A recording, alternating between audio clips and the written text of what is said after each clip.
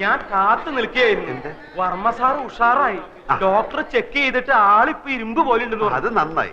മൂപ്പർക്ക് വിഷമാവുമെങ്കിലും ഇനിയിപ്പോ ഉള്ള സത്യം പറയാൻ മടിക്കണ്ട. നമുക്ക് ഇപ്പൊ തന്നെ പറയാം അല്ലേ? എന്ത്? താൻ ആൽഫിയല്ല അപ്പുക്കുട്ടനാണ്, ചന്ദ്രകുഞ്ഞിന്റെ ഭർത്താവല്ലാന്ന്. എനിക്ക് വയ്യ. അതെന്താ? എനിക്ക് വയ്യേ. അതെന്താന്നാ ഞാൻ? എനിക്ക് വയ്യ. അത് തന്നെ. അപ്പൊ എന്താടാ നിന്റെ ഉദ്ദേശം? ഉദ്ദേശം പിന്നെ പറയാം.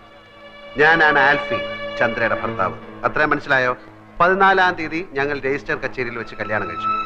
തൽക്കാലം ഇതൊന്നും മാറ്റി പറയാൻ സൗകര്യമില്ല. അത് തന്നെ.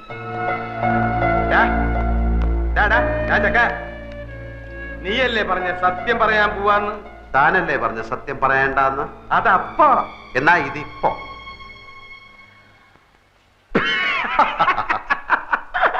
നിന്റെ ഓരോ കളികളെ. വാ നമുക്ക് പോയി പറയാം. താൻ എന്താ കിടക്കുന്നത്? അപ്പൊ നീ പറയില്ല അല്ലേ? ഇല്ല. വേണ്ടടാ, നീ പറയണ്ട. നീ ആൽഫിയല്ല, കൂൽഫിയല്ല, ഒരു തേങ്ങയല്ല, അപ്പുക്കുട്ടൻ എന്ന് പറഞ്ഞൊരു ഫ്രോഡാണെന്ന് ഞാനിപ്പോ പോയി പറയും. കോട്ടശ്ശേരി തറവാട്ടിലെ ഉപ്പും ചോറും തിന്ന് വളർന്നവനായി ഞാൻ നിന്നെ പോലൊരു പെരട്ട നാറിയെ അവിടെ കയറി നിരങ്ങാൻ ഞാൻ സമ്മതിക്കില്ലടാ. നീ എന്താ കളിക്കുക? ഞാൻ കാണിച്ചു തരാം. ചവിട്ടി കൂട്ടി ഞാൻ പന്നി.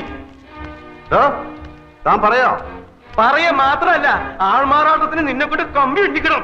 നമുക്ക് ഒരുമിച്ച് എണ്ണാം. പോട ചെക്ക, നീ എന്താ എന്നെ പെരട്ടുക? ഏയ്, അങ്ങനൊന്നുമില്ല. താനല്ലേ പറഞ്ഞത് കോണ്ടസ കാറും കൊണ്ടുവന്നപ്പോ എന്നെ കണ്ടു, ചന്ദ്ര പരിചയപ്പെടുത്തി, ബിയർ അടിച്ചു. താൻ എന്റെ ബന്ധുക്കളെ എവിടെ വെച്ചാ കണ്ടത്? ഡെറാഡൂണിൽ വെച്ചല്ലേ? ഇതൊന്നും ഞാനല്ലല്ലോ, താനല്ലേ അവരോട് പറഞ്ഞത്.